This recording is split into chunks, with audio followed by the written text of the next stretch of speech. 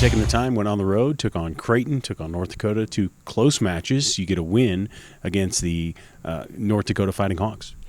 Yeah, to beat a team at their home site. They had a good crowd. That was kind of their little pack the house event. They were good. They were good in doubles. They beat Creighton the day before in doubles, so probably one of the best doubles teams we've played so far to date. To still clinch that doubles point, I think they're a little bit surprised.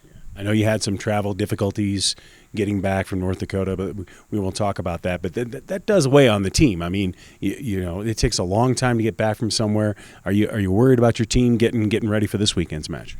You know, they're resilient. And it was even getting there. You know, getting there was 14 hours. Coming back was 30 hours. So, you know, when you do that on your 3-day week, you go to class all day. So you got to have a lot of respect for them as cadet athletes. And, you know, and I think we talked about that over our class. Like, hey, if you see an IC, like, don't think they just get away and just go have fun, because it's, you know, it's early morning studying, playing, you know, eating dinner and lunch for the same meal at 4:30, you know. But, yeah, really proud of them. Even on the way back with all our travel issues, our team captain, you know, sent out a text of the key to air power is flexibility. So you really appreciate that leadership. So that was awesome.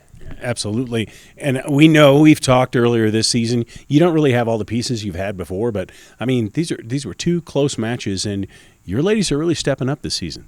They really are. We're getting such invaluable experience and really tough competition. And for us, it was great to play at sea level.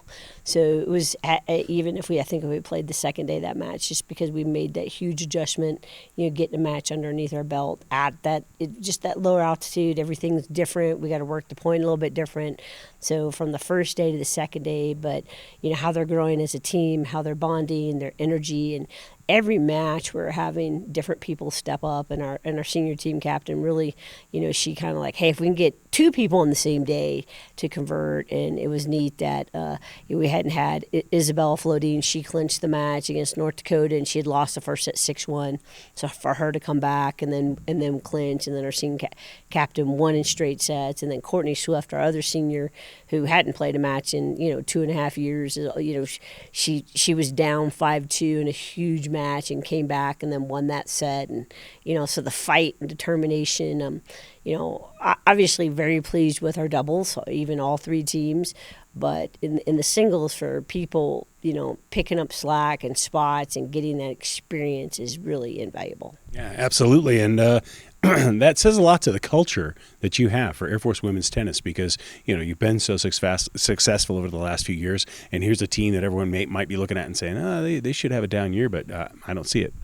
Well, they want to win. You know, they want to keep that tradition in that blue line, and they're trying to find ways to do it. And I really appreciate the coachability factor and their hard work. But it is fun to see them, because I think the resiliency, you know, when you have things that don't work, that's what either makes a team stronger or it kind of tears them apart. And they're really finding ways to kind of add glue and building blocks to make themselves stronger. Yeah. Thursday night, you got Idaho coming in here, and lots of stuff going on with that, and maybe to get some cadets down here and watch some tennis, right?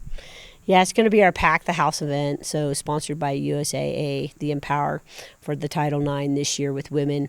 So they've got T-shirts and water bottles for that, and then also Pikes Peak Brewery, and we're going to have beer for over 21. So it should be a fun atmosphere. Anytime you can have pizza and beer at a tennis match and have a water bottle and T-shirts, you got to love that. You certainly do. Kim Gidley, good luck against Idaho, and thanks for coming in. Go Blue.